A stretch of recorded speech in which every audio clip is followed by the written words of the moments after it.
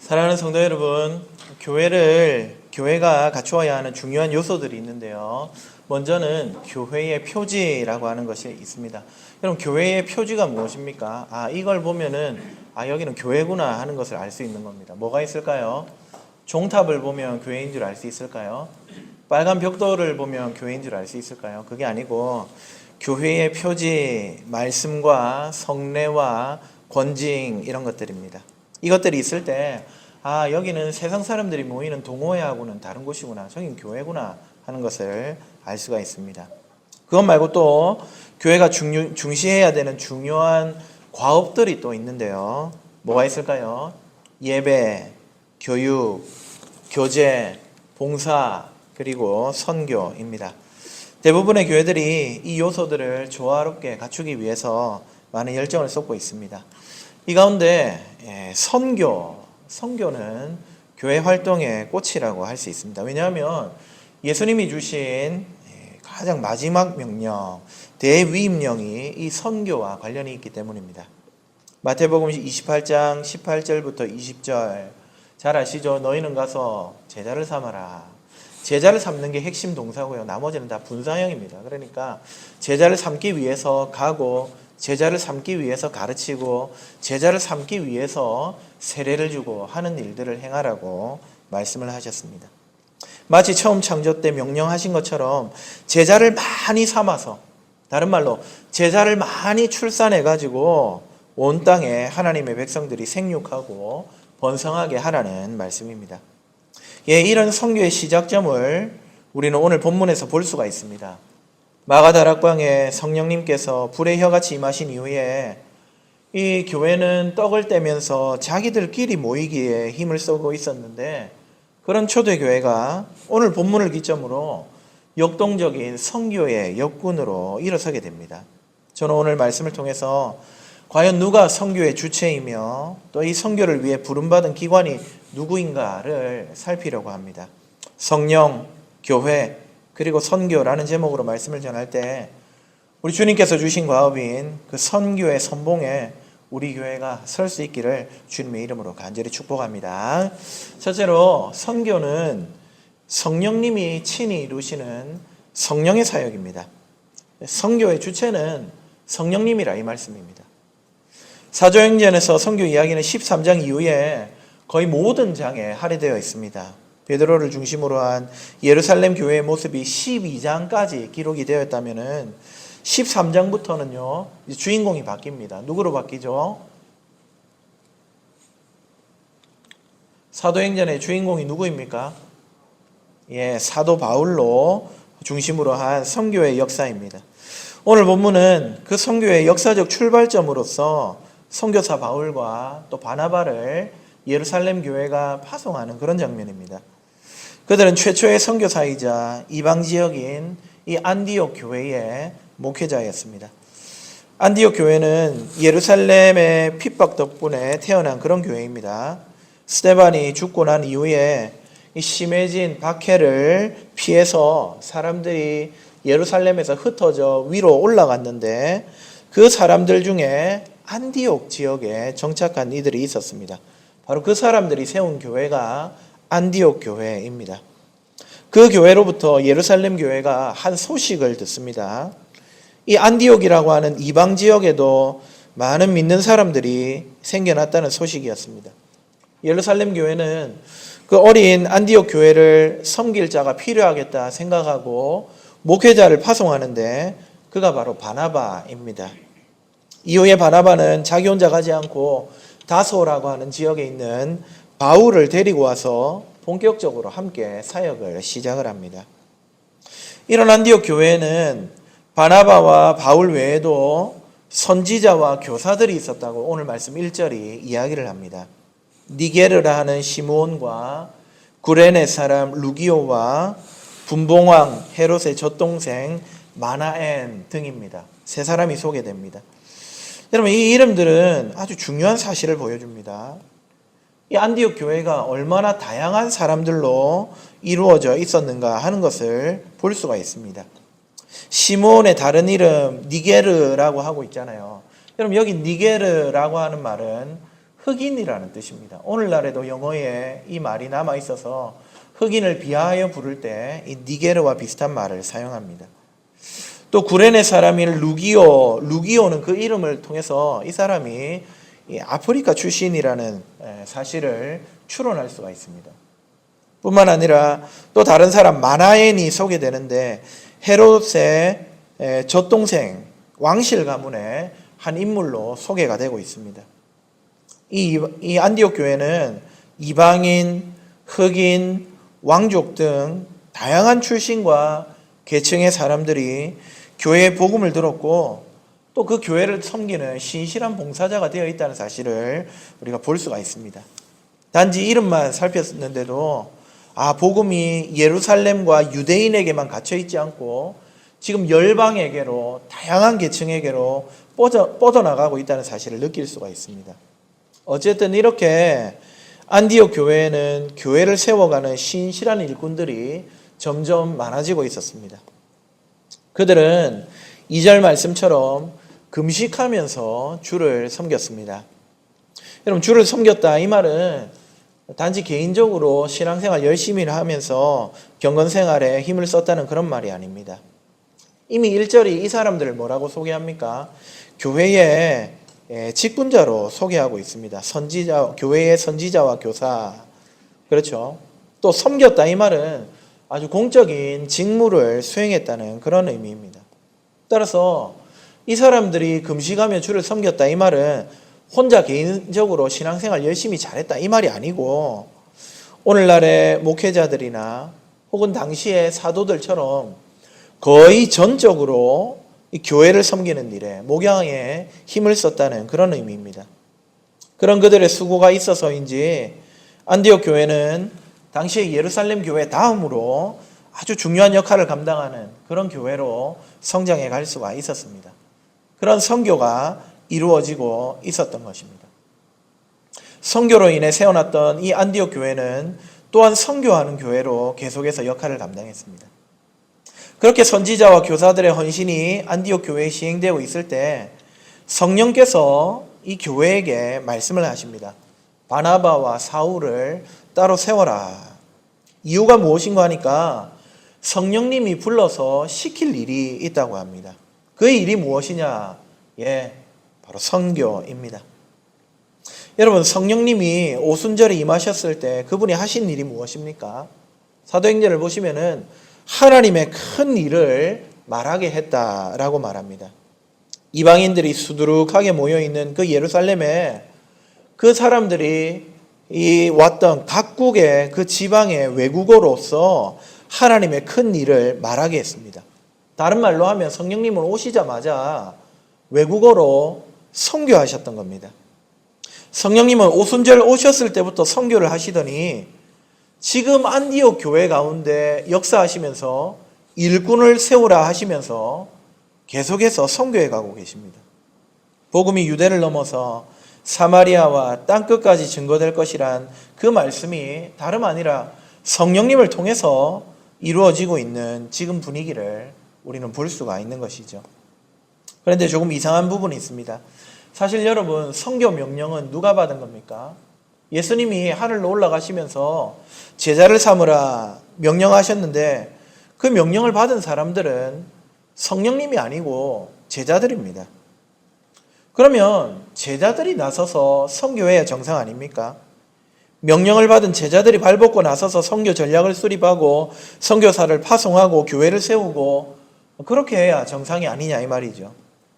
하지만 사랑하는 여러분, 오늘 본문은 성령님이 바로 선교의 주체라는 사실을 우리에게 여과 없이 보여주고 있습니다. 성령님이 바로 선교의 야전사령관이십니다. 성령님은 제자들이 주체가 되어서 할 때 그 선교를 좀 도와주시는 도우미가 아니십니다. 그분은 선교의 시작부터 모든 과정에 언제나 최전방에서 수고하시면서 선교를 이룩해 가시는 선교의 주체라는 사실을 우리가 오늘 말씀을 통해 깨달을 수가 있어야 합니다. 성령님이 선교의 주체가 되시면 어떤 결과가 발생할까요? 오늘 이 안디옥 교회처럼 온 교회가 선교를 두려워하지 않고 오히려 기대하면서 확신하는 가운데 수행하게 됩니다. 다들 여러분 그렇잖아요. 선교라고 하면은 일단 겁부터 먹습니다. 다른 건 몰라도 내가 교회 안에 다른 봉사는 다 할 수 있는데 선교는 내가 할 일이 아니다. 이렇게 생각하는 것이 우리의 일상사가 됐습니다. 왜 그렇습니까? 이 선교가 성령님의 일이라는 믿음이 적기 때문입니다. 선교를 내가 해야 된다고 생각하니까 교회는 교회대로 재정이 좀 더 많아지면 선교를 본격적으로 시작해야지. 좀 더 출석 교인이 늘어나면 그때 해야지 생각합니다. 또 개인은 개인대로 이런 큰 과업은 나 말고 더 훌륭한 사람들, 하나님 앞에 헌신된 사람들, 그런 분들이 해야지라고 하면서 찬송가 505장 3절만 계속 부르는 겁니다. 여러분 찬송가 505장 3절 뭔지 아십니까? 먼 곳에 나가서 전하지 못해도 나 어느 곳에 있든지 늘 기도 힘쓰리. 나는 선교는 좀 못하겠으니까 기도만 하겠습니다. 한다는 것이죠. 본격적인 선교를 회피하는 경향을 띠더라는 겁니다. 사랑하는 여러분, 제자들에게 주신 선교 사명은 성령 하나님께서 시작하시고 그분이 직접 이루어 가시는 성령의 사역임을 믿으시기 바랍니다. 오순절에 오셔서 하나님의 큰 일, 다른 말로 복음을 말하게 하신 그 성령님이 이제는 열방을 향해서 하나님의 큰 일을 말할 수 있도록 교회를 도우시고 선교를 진행하십니다. 성령님이 아니면 아무도 시작할 수도 없고 완수할 수도 없는 일이 선교입니다.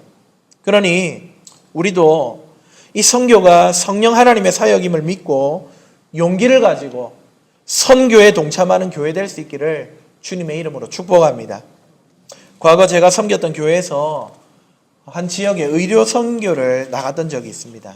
많은 의약품과 장비들, 또 여러 봉사를 위해서 필요한 재정들, 인원들, 재원들, 이런저런 선교를 그런 것들을 모두 주관하고 진행하기 위해서 또 세부 사항들을 세우고, 여러분 이 준비라는 게 해도 끝이 없고 이거 정말 할 수 있을까 두려운 마음이 많이 들었습니다.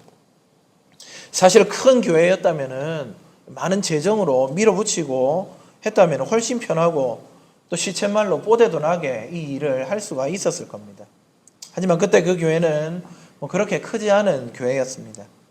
게다가 그 교회가 예배당 건축이라고 하는 아주 중요한 사안을 눈앞에 두고 있었기 때문에 성도들 가운데는 지금 이렇게 우리가 중요한 일도 앞두고 돈도 많이 들어야 되는데 이 의료 선교를 이 시점에 해야 되나 말도 많았습니다. 하지만 그때요, 우리 성도들 또 준비하는 자들이 이렇게 생각했습니다. 우리는 부족해도 성령님이 이 선교의 주체가 되시고 이루어 가실 거니까 우리가 그 성령님을 의지하여서 이 일을 진행해보자, 선교지로 나가보자 했습니다.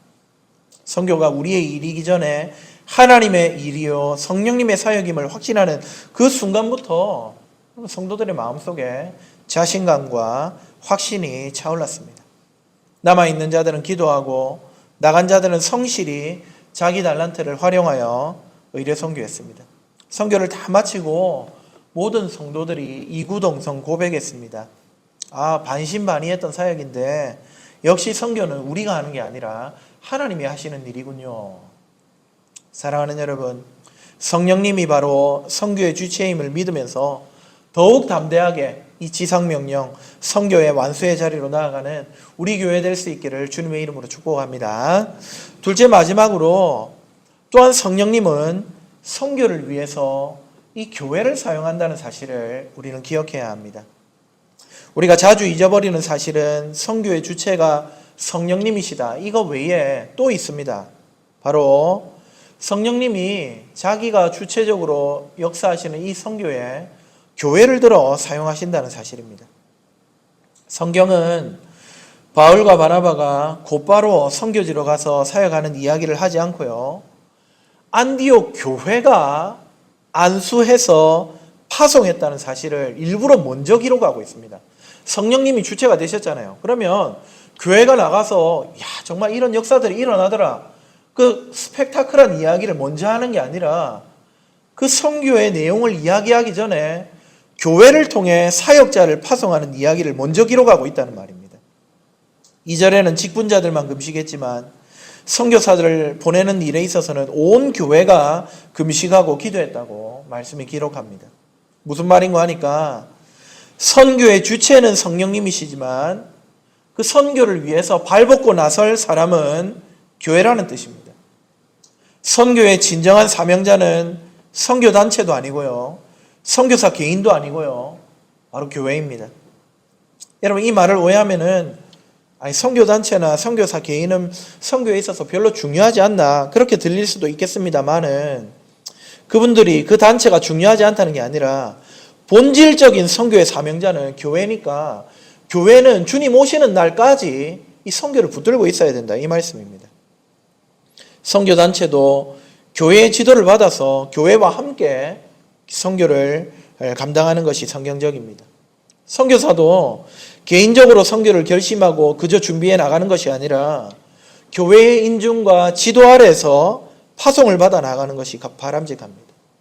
우리 주님은 교회가 선교사를 보내고 교회가 그들을 위해 기도하고 교회가 그들을 후원하기를 원하고 계십니다. 오늘날 수많은 선교단체들이 있지만은 진정한 선교단체는 이 땅에 세워진 교회들입니다. 수많은 선교사들이 있지만 또 그들의 파송처가 각기 다른 것 같지만 궁극적으로는 교회의 머리 대신 예수님이 보내셨기 때문에 그들은 교회의 파송을 받은 자들이라고 할 수가 있는 것이죠. 여러분, 한번 생각을 해보십시오. 예수 그리스도께서 십자가를 지실 때 그분이 누구를 위해서 그 모든 고통을 감내하셨습니까? 누구의 죄를 속량하시려고 아버지 하나님과 단절되는 고통을 참으셨습니까? 교회입니다. 교회를 위해서 우리 주님은 십자가 지셨습니다. 교회인 우리를 위해서 그분이 모든 고난을 당하신 것입니다. 교회야말로 하나님의 사랑을, 아버지의 마음을 가장 잘 아는 공동체입니다. 교회야말로 하나님의 은혜를 직접 받은 만유 가운데 유일한 공동체입니다. 그러니 교회 말고 누가 이 하나님의 사랑, 하나님의 복음을 더 잘 전할 수가 있겠냐 말이죠. 우리 교회가 참된 선교의 사명자임을 믿으시기 바랍니다. 교회가 바로 선교 사역 전반을 관할하고 수행해야 하는 선교의 기관입니다. 우리는 종종 선교사로 헌신하려는 사람들을 만납니다. 그리고 그들의 헌신을 굉장히 존중하고 대단하게 여깁니다. 그래서 또 그런 그들을 교회적으로 혹은 개인적으로 후원을 좀 하기도 하고 그렇습니다. 그런데 여러분, 그렇게 대단하십니다, 좀 도와드리겠습니다 하는 정도로는 부족합니다. 왜요? 이 선교를 위해서 사용하시는 성령님의 도구가 바로 교회이기 때문입니다. 선교사 지망생 개인이 아닙니다. 교회가 사명자이기 때문에 교회는 더 적극적으로 나서서 선교사 지망생을 발굴하고 그냥 수동적으로 후원이 필요한 사람 그냥 좀 이렇게 얼마 보내드리고 하는 정도가 아니라 우리 교회가 나서서 선교사 지망생을 발굴하고 그를 선교사로 준비시키고 나중에는 파송하는 자리에까지 나아가야 하는 것이죠. 선교사로 나가 있는 인력의 90%가 여러분 과거에 비전 트립 혹은 선교 여행을 경험한 적이 있다고 합니다. 여러분, 그 비전 트립 일주일 혹은 열흘의 짧은 여행을 통해서 그분들 마음속에 선교의 헌신이, 선교적 헌신의 씨앗이 심겨지더라는 것입니다. 그래서 여러분, 우리 교회가 주체적으로 어떻게 했습니까? 비전 트립을 했습니다. 비록 많은 수는 아니라 할지라도 이 친구들이 선교의 현장을 보고 경험하면서 성령님이 일하고 계시는구나, 성령님이 선교하시는구나, 그 마음속에 선교의 씨앗이 심기기를 바라면서 비전 트립을 계획하고 진행을 하는 겁니다. 저는 가능하다면은 다음 세대 비전 트립을 정례화해서 적어도 2년에 한 번은 우리가 후원하는 선교사님들의 그 현장을 방문하고 위에서 기도하고 후원하는 것을 목표로 하고 있습니다. 뿐만 아니라 다음 세대만 아니라 어른들도 함께하면서 이 일을 우리가 감당해야 되는 것이구나, 우리 교회가 더 적극적으로 선교해야 하는 것이구나 하는 것을 배울 기회를 드리고 싶습니다. 이런 교회의 노력을 통해서 성령께서는 우리를 선교의 일꾼으로 사용하시도록 헌신하게 될 것입니다. 또 여러분, 하반기에는 제1회 팔도 세미나 세미나를 개최를 합니다. 사실 이제는 여러분 교회가 주체적으로 선교해야 하는 선교지가 꼭 멀리에만 있지는 않습니다. 레슬리 뉴비긴이라고 하는 선교학자가 있는데요. 그는 30년 넘는 시간을 인도에서 선교사로 봉사했습니다. 영국 사람인데.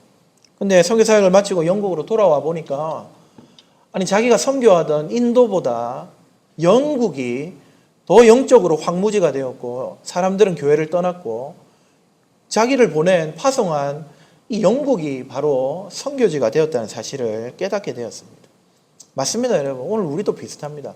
선교지가 꼭 말 다르고 인종이 다른 곳에 문화가 다른 곳에 비행기 타고 멀리 가서 여러분 그곳에만 선교지가 있는 것이 아니라 바로 이곳이 선교지가 되었습니다. 불신자 비율이 95%에 달하는 부산 땅, 그 안에서도 우상 숭배가 강한 영도, 여러분 여기가 바로 우리 교회의 선교지입니다. 요즘도 저는 한 번씩 동네를 걸어서 돌아보는데요. 과거에 편의점보다 교회가 많다고 뉴스에서 나오고 세상 사람들이 손가락질하지 않았습니까? 그런데 사실 여러분 제가 이 동네를 돌아보니까 교회보다 더 많은 게 점집, 암자 이런 것들입니다. 우상의 그림자가 그득한 곳이 우리가 세워진 이곳입니다. 이런 곳에 세워진 교회들이 여러분 전도하고 복음을 증거하고 하나님의 나라를 세워갈 수 있도록 선교할 수 있도록 그럼 그들을 돕는 것도 선교의 일종입니다. 그래서 팔도 세미나를 개최하는 겁니다. 우리 교회뿐만 아니라 이 지역에 세워져 있는 수많은 교회들이 이 세미나를 통해서 유익을 얻도록 하기 위해 첫 번째 게스트를 여러분 오늘 주보에 보셨는지 모르겠는데 요즘 가장 논쟁적인 책의 저자와 신학교 교수님을 모셨습니다.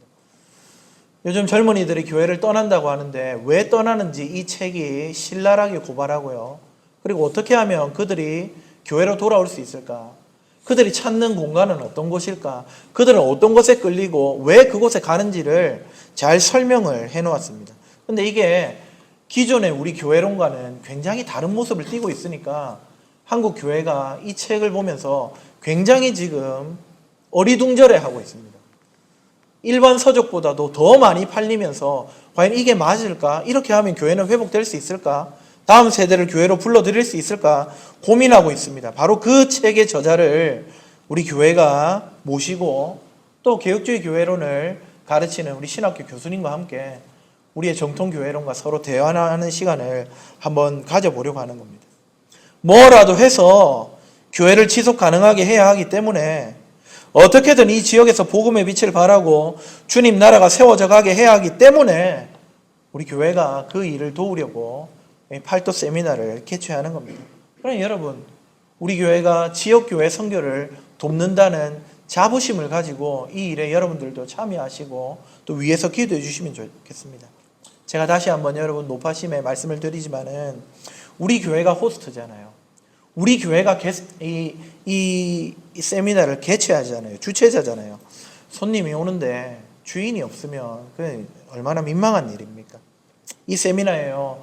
제가 영도 기독교 연합회에 이 세미나를 홍보하고 알렸는데 벌써 이 지역 목회자들과 심지어 여러분 전국의 목회자들이 그 세미나를 혹시 온라인에서는 볼 수 없는지 우리에게 물어봅니다. 그래서 제가 우리 교회 방송실 사정이 조금 애매하기 때문에 어떻게 하면 이 세미나를 좀 공유할 수 있을까 고민 중이기는 한데요.